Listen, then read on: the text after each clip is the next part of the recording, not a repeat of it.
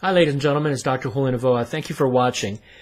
Today I'm going to continue with my series on medical gaslighting, and today's subject is going to be about the DIAM Spinal Stabilization System. Now, the DIAM system is an acronym for Device Intervertebral Assisted Motion. And what that represents is a device that's placed between the vertebra in the lower portion of the spine in order to separate the vertebra, relieving some pressure for the nerves and vessels and in that lower spinal area. You have to understand that with compression of the spine, you can have significant discomfort, pain, suffering, the inability to properly move or walk. And that's what the DIAM system is meant to relieve, or to help provide support, separating the vertebra and giving some space between there and helping to relieve pain and allow for the patient for better motion. It is the reason why I wanted to talk about it in the subject of medical gaslighting is the fact of the matter is that as far as information to its safety and efficacy, it's very, very limited. Now, to give you a little bit about the history of this device was presented before the FDA in 2016 for approval, and the 11-person committee that reviewed the data in 2016 found it to be insufficient to allow for approval of the device. Part of the insufficiency was based on the data itself, and also in humans, but also in a review of information provided from animal studies that suggested there might be a foreign body reaction associated with this particular system. Now, the idea that it could be associated with a foreign body reaction is obvious because, as I have discussed previously, foreign body reactions associated with biological implants is a given. It is a known. Every single biological implant that's placed in the human body induces a foreign body reaction. The severity of that reaction is what leads to the severity of problems. And so in this particular DIAM system, we're talking about 3 different biological adjuvants as part of foreign body reaction. Number 1 is going to be the silicone woven polyester material that it's made out of. Number 2 is going to be that it's has silicone in it, and number 3 that it has titanium clips in it. So now you have 3 of the most common biological adjuvants that cause foreign body reactions and can cause problems. And of course, then we need to address the fact that one of the concerns related to this device was that it was causing problems in animal studies.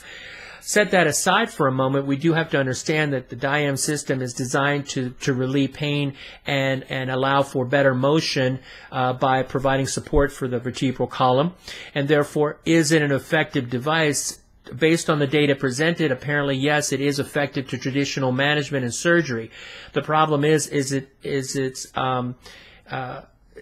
the efficacy and the safety combined we have to look at. Now, in comparison to traditional surgeries, we find that in the last few pages of the presentation to the FDA, it was found that over 40% of patients that have these DIAM systems placed have some type of vertebral erosion associated with the DIAM system itself, or movement of the DIAM system.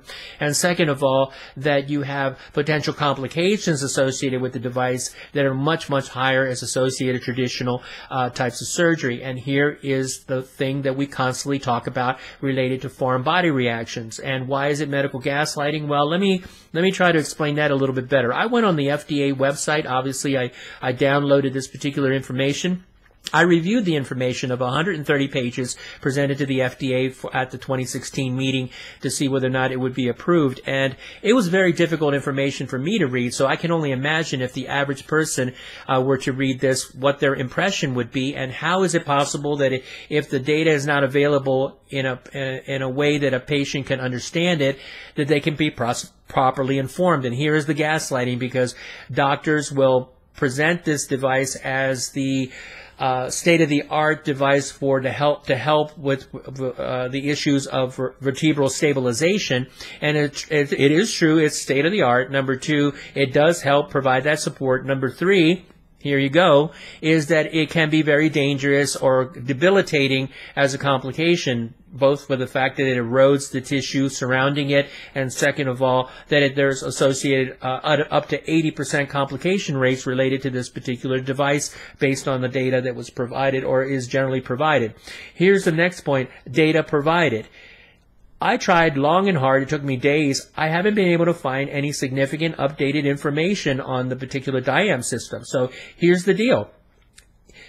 Shouldn't you, if you're going to have the DIAM system placed in your body, be able to find data, find studies, published data, published studies related to the DIAM system after 2016? Because remember, this system was approved eventually, although little suspicious as to why and how it was approved if there's very little additional data available supporting its safety and efficacy. Again, the medical gaslighting component is that you have to trust that your doctor is placing a device that's safe and effective. And if the data is so difficult to find or not even there, are you being gaslighted? And I would have to say yes, that's exactly what's happening. There is medical gaslighting going on here. Now, if you ask me as a general question after reviewing all the data, would I recommend this to a family member or for myself, I would have to say I'm totally clueless as to whether or not I would recommend it, because there's just not enough information out there to really have an informed consent. And again, that's the medical gaslighting, because in the vast majority of cases, patients are going to depend on or believe that their doctors are fully informed as to the history and the potential risks and benefits of this particular device and go with their doctor's recommendation. That's the gaslighting portion. And quite frankly, there's not enough information for me to be able to come up with an informed consent, so I can only imagine what it would be for other people that might have this device. Now, does it work? It apparently does work. It is significantly better than traditional types of surgery. The problem is, are you willing to deal with the complications associated with the foreign body reactions and the complications associated with an erosion of this device that makes it difficult to remove, or would make it mandatory to remove the device, that make things worse for you in the long run? I can't make a decision on that part because I've never suffered from lower back pain. I've never been so debilitated. I've had back pain before, but never chronic for weeks. So I can only imagine how heart-wrenching and grasping for any type of relief that a person that suffers from chronic back pain must have to go through. And probably based on that pain alone, I might agree to say, okay, I'll try the DIAM system. The problem with that is that it may end up being worse than the actual cause that it was trying to cure. And again, when you end up having to believe your doctor, when the doctor hasn't fully informed you of the potential risks and benefits of a particular procedure, that's a form of medical gaslighting. And I have to leave myself up with a big question mark on this particular DIAM system.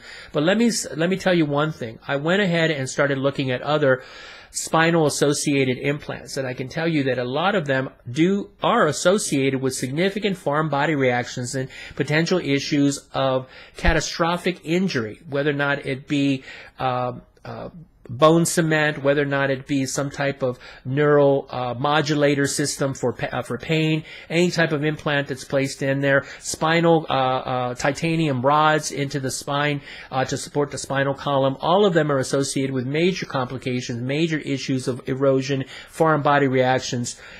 So big old question mark for that, but I can tell you that we are just in the infancy of trying to find something that's going to be beneficial with spinal surgery, and this is just another example, a perfect example of gaslighting. Thanks so much for watching. Take care.